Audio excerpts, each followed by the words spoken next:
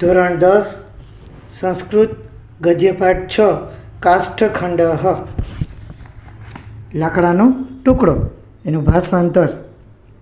ગંગા તીરે એટલે ગંગા નદીને કાંઠે. એકહ એટલે એક. ગુરુ ગુરુ.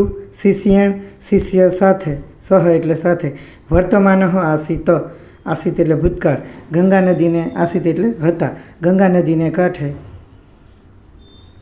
ગુરુ શિષ્ય સાથે. વર્તમાન એટલે કે ફરતા. આસિત એટલે હતા. ગંગા નદીને કાંઠે એક ગુરુ શિષ્ય સાથે ફરતા હતા. સ એટલે તેણે અથવા તેમણે. જલ પ્રવાહેણ પાણીના પ્રવાહ સાથે. નિયમાનમ એટલે કે એના વડે લઈ જવાતા. કંચન એટલે કોઈક. કાષ્ઠખંડમ એટલે લાકડાના ટુકડાને. દર્શયન જોઈને. શિષ્યમ આહ શિષ્યમ એટલે વિદ્યાર્થીને. શિષ્યને આહ એટલે બોલવું કહેવું. વિદ્યાર્થીને કહે છે. તેમણે પાણીના પ્રવાહ વડે લઈ જવાતા કોઈ લાકડાના ટુકડાને બતાવતા શિષ્યને કહ્યું. અયમ જલ પ્રવાહેણ આ પાણીના પ્રવાહ સાથે. સહ એટલે સાથે. સમુદ્રમ એટલે સમુદ્રને પ્રાપ્સ્યતિ એટલે પ્રાપ્ત થશે. તો શું કીધું કે આ લાકડાનો જે ટુકડો છે તે પાણીના પ્રવાહ સાથે સમુદ્રમાં પ્રાપ્ત થશે અથવા પહોંચી જશે. પરંતુ પણ ગમન માર્ગે એટલે જવાના માર્ગમાં. તીરે સંલગ્નતા એટલે કે કિનારાઓનું જોડાણ.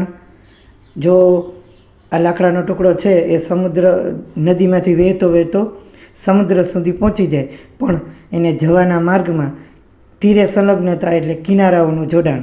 જો એને કિનારાઓનું જોડાણ નદી બાંધેલી હોય તો એ ત્યાં અટકી જાય. બરાબર. એટલે જો એને કિનારાનું જોડાણ ન નડે તો ભાર અધિક્યેન એટલે કે વધારા પડતા ભારને કારણે. જલે એટલે પાણીમાં. નિમગ્નતા એટલે ડૂબી જવું. વધારે પડતો ભાર એની ઉપર હોય અથવા એનો હોય અને એ પાણીમાં ડૂબી ન જાય તો, અથવા એની ઉપર કોઈ વજન ન પડે કંઈ સાઈડની ભેખડ કે કોઈ પણ તો, અથવા આવર્તપાતતા એટલે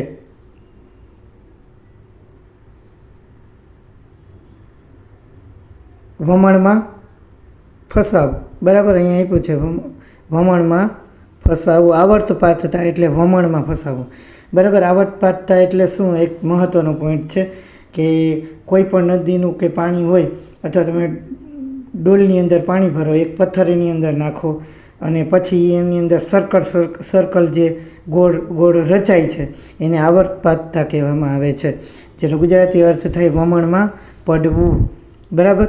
ત્યાર પછી નદી જલ વિયોગ છેતી એટલે કે નદી જલનું વિયોગ. નદીનું પાણી જ સુકાઈ જાય અથવા બીજી બાજુ વળી જાય તો એ પાણીની અંદર તરતો તરતો એ ટુકડો છે એ સમુદ્ર સુધી ન પહોંચી શકે. છેતી એટલે છ વત્તા ઇતિ. છ એટલે અને ઇતિ એટલે એમ. ચત્વારો વિઘ્ન આ 4 પ્રકારના વિઘ્નો. ન ભવેયુ જો ન બને.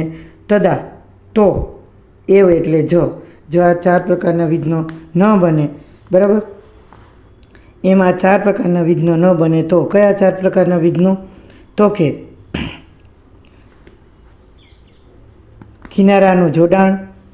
વધારે પડતા ભારને કારણે પાણીમાં ડૂબી જવું એટલે કે આવર્તપાતતા. વમણમાં પડવું એ.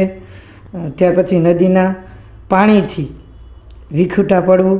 આ 4 પ્રકારના જો વિઘ્નો ન આવે તો લાકડાનો ટુકડો છે સમુદ્ર સુધી પહોંચી જાય. ફરીથી યાદ કરાવું તો કયા 4 પ્રકારના વિઘ્નો?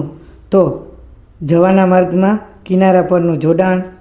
ત્યાર પછી બીજું છે ભારની અધિકતાને કારણે પાણીમાં ડૂબી જવું. ત્યાર પછી ત્રીજું આવર્તપાતતા એટલે કે વમણમાં પડવું. અને ચોથું નદીના પાણીથી વિખૂટા પડવું. એમ 4 વિઘ્નો નહીં હોય ત્યારે જ એ જે લાકડાનો ટુકડો છે સમુદ્ર સુધી પહોંચી શકે. આગળ જોઈએ તો ગુરુ અગ્રે. બરાબર. શું કીધું? ગુરુ અગ્રે એટલે ગુરુ વત્તા અગ્રે. એની સંધિ છૂટી પડે. આગળ ગુરુ કહે ઉપદિશતી શિષ્યમ. આવો ઉપદેશ ગુરુ શિષ્યને આગળ ઉપદેશ આપે છે. શું કહે છે આગળ? વયમ એ સર્વનામ છે. આપણે સર્વે એટલે બધા, માનવાહ એટલે મનુષ્યો, આપણે બધા મનુષ્યો, અપી એટલે પણ, કાષ્ઠખંડા ઈવ એટલે જ, આપણે બધા માણસો કેવા છીએ? લાકડાના ટુકડા જેવા છીએ. અસ્માકમ જીવનમેવ, અસ્માકમ એટલે આપણું, અને જીવનમ વત્તા એવ, આપણું જીવન પણ નદી એટલે નદી જેવું છે. આપણું જીવન કેવું છે? ગુરુ આગળ ઉપદેશ આપે છે કે આપણું જે જીવન છે તે નદી જેવું છે. પરિવાર પ્રવાહ રૂપમ, પરિવાર છે એ કેવો છે? પ્રવાહ સ્વરૂપનો છે. જે નદીનો પાણીનો પ્રવાહ હોય તેવો આપણે જીવન જ્યારે જીવીએ છીએ તો આપણે બધા મનુષ્ય પણ કેવા છીએ? કાષ્ઠખંડયુઃ વયમ સર્વે માનવાહ અપી કાષ્ઠખંડાયુઃ, આપણે બધા મનુષ્ય કેવા છીએ? લાકડાના ટુકડા જેવા છીએ. અસ્માકમ જીવનમેવ નદી, આપણું જીવન કેવું છે? નદી જેવું છે. અને પરિવાર છે એ પાણીના પ્રવાહ જેવો છે. તત્ર તેની અંદર સ્નેહ રૂપમ એટલે સ્નેહ સ્વરૂપે, પ્રેમ સ્વરૂપે જલમ વહતી, આપણા જે પરિવારની અંદર સ્નેહરૂપી જળ વહે છે. તો ગુરુ શિષ્યને આગળ ઉપદેશ આપે છે કે આપણે બધા મનુષ્યો પણ લાકડાના ટુકડા જેવા છીએ. આપણું જીવન જ નદી છે ને આપણો પરિવાર છે એ પ્રવાહરૂપ છે, ત્યાં સ્નેહરૂપી જળ વહે છે. આપણે આખા ફકરાનું ભાષાંતર જોઈએ તો ગંગા નદીને કાંઠે એક ગુરુ શિષ્ય સાથે ફરતા હતા. તેમણે પાણીના પ્રવાહ વડે લઈ જવાતા કોઈ લાકડાના ટુકડાને જોઈને શિષ્યને એ ટુકડો બતાવે છે અને કહે છે કે આ લાકડાનો ટુકડો પાણીના પ્રવાહ સાથે સમુદ્રમાં પહોંચી જશે, પણ જવાના માર્ગમાં કિનારા પરનું જોડાણ, વધારે પડતા ભારને કારણે પાણીમાં ડૂબી જવું, વમણમાં પડવું એટલે કે આવટ પાતતા અને નદીના પાણીથી વિખૂટું પડવું, એમ 4 વિઘ્નો નહીં હોય ત્યારે જ ગુરુ શિષ્યને આગળ ઉપદેશ આપે છે. આપણે બધા મનુષ્ય પણ લાકડાના ટુકડા જેવા છીએ. આપણું જીવન જ નદી છે ને આપણો પરિવાર છે, આપણો પરિવાર પ્રવાહરૂપ છે અને ત્યાં સ્નેહરૂપી પાણી વહે છે. અસ્તુ.